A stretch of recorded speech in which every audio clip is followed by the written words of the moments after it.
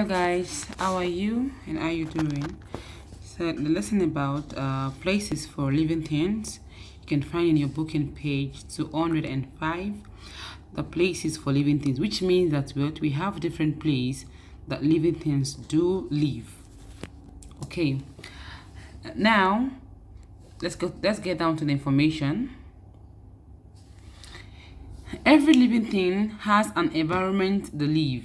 Every living things have an environment to live in, okay? Which means that what the fish live in the water, the lion live in the forest, the birds live in the air. So every living things have where they are living.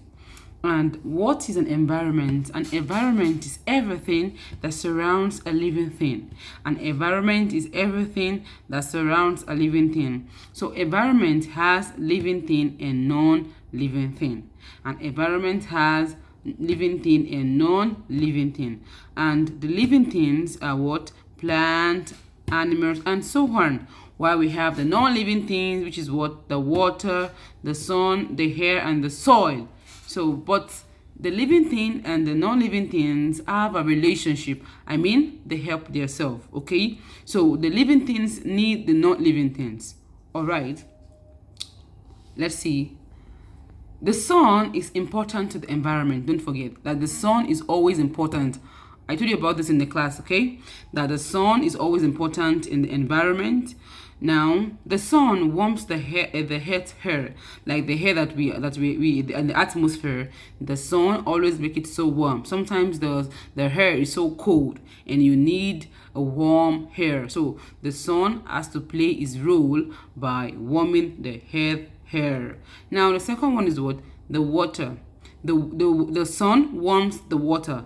Sometimes the fish live in the water and they cannot survive in a cold water. So the sun will have to warm the water and what make it easy for the fish to live in. While the sun also warm the soil for animal. We have some animal that live in the soil. Example is what? The earthworm that live in the what? In the soil. So the sun is going to warm the soil and make it comfortable for the animal or for the earthworm to live inside. Now let's look at the relationship that living thing and non-living thing have.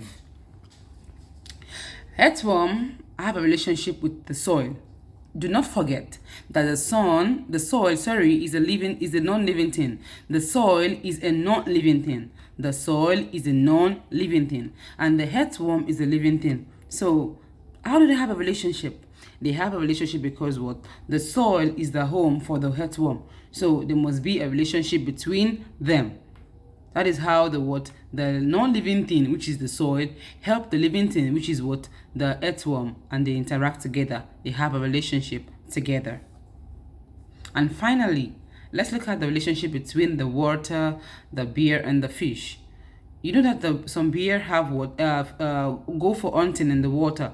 They hunt for fish. As you can see in my slide, look at the bear eating the fish. So who can tell me, like I asked in the class, who can tell me the non-living things? Today, Carly told me water. Water is the non-living things. And I said, what is the living thing? He told me fish and the bear. And they have a relationship together. They help themselves. Just like in the class also too.